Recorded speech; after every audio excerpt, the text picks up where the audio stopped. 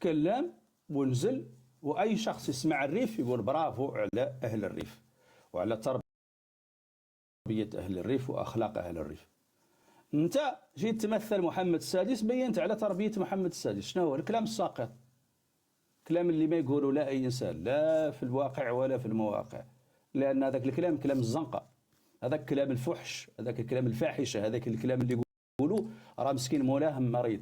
وانت عبرت على الطريقه اللي تربى عليها محمد السادس واللي الان يمارسها على شعوب المنطقه.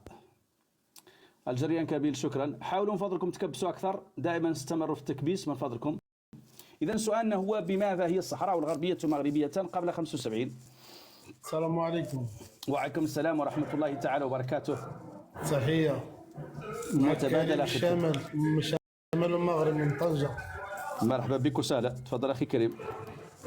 الصحراء ديما مغربيه و50 عام. السؤال اخوي، السؤال ليس واش مغربيه ولا ما مغربيه، بماذا هي مغربيه قبل 75؟ هي مغربيه قبل ما تكون صحراويه. بماذا هي مغربيه قبل 75؟ بماذا؟ انا نقول لك بماذا. هو دراك الانسان دراك واحد جالس في القهوه، انت دراك جالس في القهوه، ما عمرك قريت كتاب، ما عمرك قريت قرار المجلس الامن الدولي. خليني نجاوب. باش تجاوبني باش تجاوبني بالصحراء مغربيه. انت كنت فابور المغرب في الاول، دابا تقلب ترجع تزيد الصحراء. لانكم تطردوا الناس الاحرار. لانكم تطردوا الاحرار، خلاص عادي جدا. واش انا اللي طردت راسي؟ راه انتم اللي طردتوني. صحيح، ما دمتم تطردوا الصحراويين معنى على ان الصحراويين ليسوا مغاربه فقط. تعمل القهوه باغي تحل تجاوبنا بالتاريخ من القهوه. شوف هذاك الوقت اللي تقضيه في القهوه، مشي يقرا لك كتاب، شي قبض لك كتاب يفيدك باش ما تبقاش تقهقه ها بحال شي باقرا في القهوه. وهذه هي الاشكاليه. صفيه مرحبا بك وسهلا. وهذه هي الاشكاليه، اشكاليتكم على ان الجهل يعني غرقتوا فيه. يعني النظام الملكي جهلكم، حرمكم من التعليم، حرمكم من الاعلام الهادف، حرمكم من الفائده باش تكون عندكم شيء في الراس باش تفيدوا به الاخرين، حرمكم من التربيه. بالتالي يبقى الانسان بحال البهيمه جالس في القهوه ها شنو ها. ناس سولك على بماذا هي الصحراء الغربيه مغربيه قبل 75، ولكن باش تجاوب عليها بالتلفازه خاصك تجاوب الجواب التاريخي، تجيب الناس هون الجواب التاريخي، تقول لهم نعم كانت كذا مغربيه بكذا بكذا بكذا بكذا. اما لا عاد هي بقات فيه. تفضل اخي كريم. تفضل اخي كريم. السلام عليكم. وعليكم السلام ورحمه الله تعالى وبركاته. معك رياض. من منين الاخ رياض؟ من منين في المغرب؟ الرشيديه. مرحبا وسهلا، تفضل. الله يبارك فيك. تفضل. انا نعقب عليك انت عقبت الاخ اللي كان جالس في ما تعقبش علي انا، خصكو انا تعقب على راسك، تعقب على هذاك سياسه الحمام. انا مطلع كل باش تجاوبني على الجواب التاريخي. سمعت الجواب التاريخي، انت ما تعقب على حد. هذاك اللي تكلم مشى، انا عقبت عليه. انا ماشي بديت نتكلم هكذا، هو تكلم ورديت عليه. وانا نبقى عندكم بحال سياسه ذوك عيالات الزنقه اللي جالسات في الزنقه يبقاو يتكلموا. انا ما طلعتكش هون بقيت تتعقب لي، انا طلعتك هون باش تعطيني الجواب بماذا هي الصحراء الغربيه مغربيه قبل 75، ولكن ما عندك الجواب، يقولوا تنزل. سمعت ولدي؟ أنا هنا طلعتك باش تجاوبني على السؤال بماذا هي الصحراء الغربية مغربية قبل 75.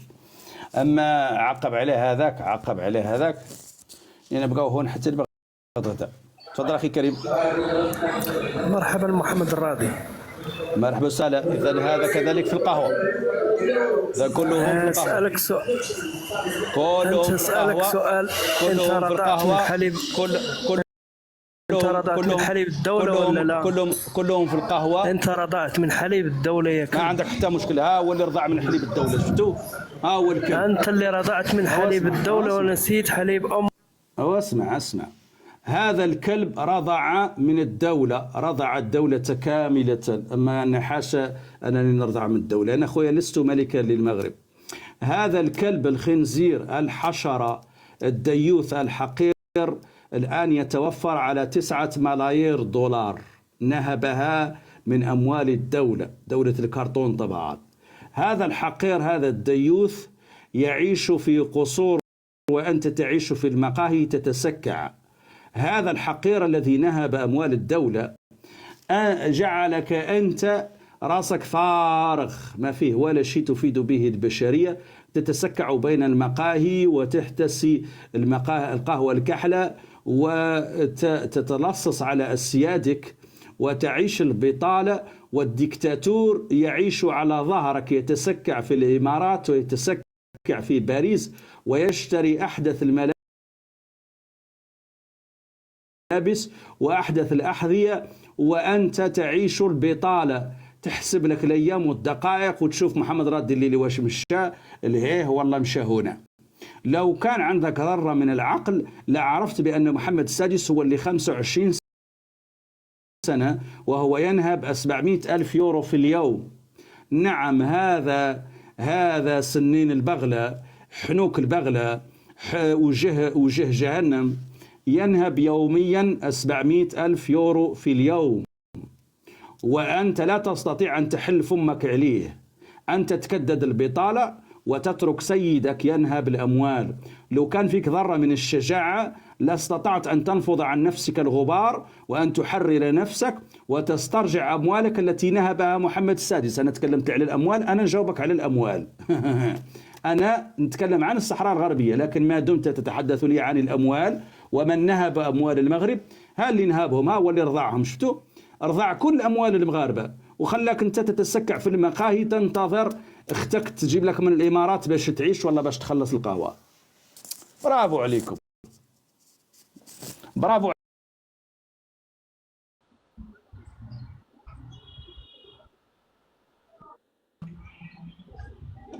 سؤالي واضح، أنا ليس سؤالي لا عن الثروة في المغرب ولا سؤالي عن الملك، أنا سؤالي هو بماذا هي الصحراء الغربية مغربية قبل 75؟ تفضل أخي كريم.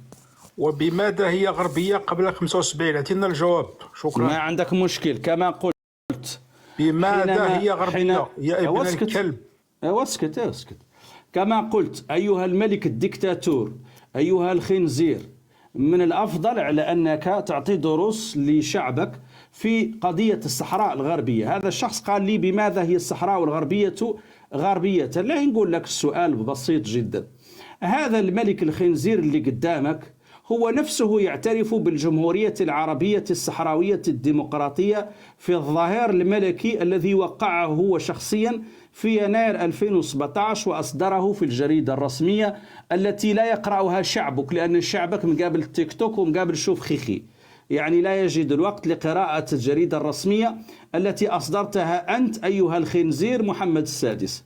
إذا يا المغربي، إذا أردت أن تعرف بماذا هي الصحراء الغربية مغربية قبل 75 يمكنك العودة إلى الظهير الملكي الذي أصدره هذا الخنزير محمد السادس.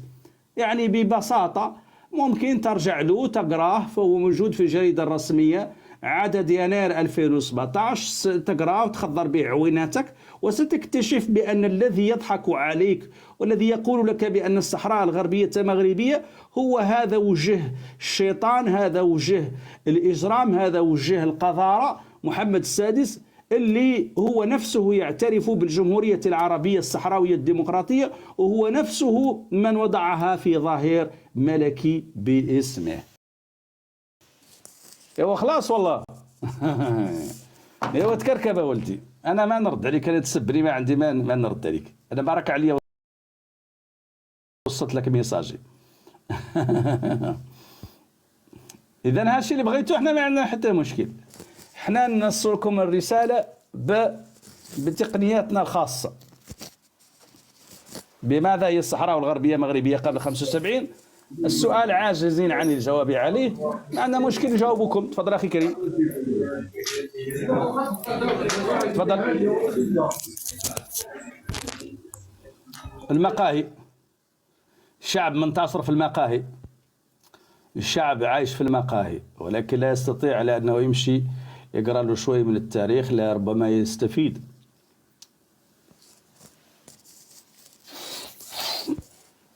إذا بماذا هي الصحراء الغربية مغربية قبل محمد راضي 75؟ الليلي. هاني ولا انا من إذن- مباشر معك على المباشر، انا معك على المباشر، ايوا ولا لحظة ولدي، معك على المباشر خويا.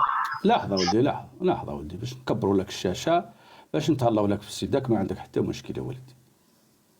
أول شيء الحشرة خاصك تقول السلام عليكم. الحشرة خاصك، انتما مسكعين في المقاهي، خاصكم أول شيء تقول السلام عليكم. واش ما علمك والديك على أنك تقول السلام عليكم؟ الحشرة أيها الحشرة، أيها الحشرة، الحشرات اللي وسختوا أوروبا، وسختوا المغرب، وسختوا أوروبا. أنا موضوعي الصحراء الغربية. اسمع، راه ما سامعك حد، راه ما سامعك حد، وميكروفونك مغلق، ما كلي تفتحه، علاه تهرب؟ الميكروفون ما ينفتح، لا تسمع. اسمع الحشرة، بدل على أنك تقابل سيدك محمد راضي الليلي يمشي يقبض لك كتاب، شي خذ لك كتاب درسو. اسمع ولدي، اسمع. ايوه اسمع ولدي، ما تفتحش الميكروفون، أنا هو صاحب اللايف، ما تفتحش الميكروفون، تأدب وخاصك عودوا مؤدبين. علاش ماكم مؤدبين؟ علاش ما تأدبوا؟ علاش؟ واش ما ربوكم والديكم؟ تربوا شوي، سبحان الله، بحال البهايم، راه كل حاجة عندها قواعدها. انت الآن صورتك واش الناس كاملة يتشوفك وتعرفك. اش دخلكم انتم في الصحراء الغربية؟ اش دخلك انت في الصحراء الغربية؟ اش علاقتك انت بالصحراء الغربية؟ اش علاقتك انت بالصحراء الغربية؟ عندك شي خدمة ما هي عندك، مستشفى ما هو عندك، البطالة غارق فيها، القهوة تظل فيها وتبات فيها، تربية ما هي عندكم، العلم هاي يشرب القهوة الكحلة، شفتوا القهوة الكحلة والجوانات والتسكع في المقاهي، ومقابلين محمد راضي الليلي، هذاك خاين، هذاك فاعل، هذاك تارك، ومخلين سيدهم هذا اللي يعيش. واش في راسك انت هذا الخنزير هذا عايش على ظهرك انت؟ واش عارف بان هذا الخنزير يتخلص 700,000 يورو في النهار؟ بحسب لك راسو عطاني كلمه. قلت لك ما تفتحش الميكروفون. انا راجل كاع ما تتكلم كاع عن الرجله، باسكو انا رجل منك انت. انا الرجله الفيه. لو كنت انت راجل لا يتعلم مني انا الرجله. لو كنت انت راجل وباغي ترجل تتعلم من سيدك الرجله، باسكو انا 13 عام وانا نواجه الديكتاتور هذا الخنزير. واش انت في نظرك انت كاين واحد جبان يواجه هذا الديكتاتور؟ انتم 40 مليون واحد تخافوا منه، 40 مليون وهو قالع لكم السراويل، 40 مليون مغربي مجوعكم ومفقركم، 40 مليون مغربي ما عند باباه لا مستقبل ولا حاضر ولا شيء، مقابلين القهاوي تشربوا القهوه الكحله وتاكلوا الجوانات وتشربوا الحشيش وتكمدوها في قلوبتكم وطايرين على الصحراء الغربيه. شو علاقتك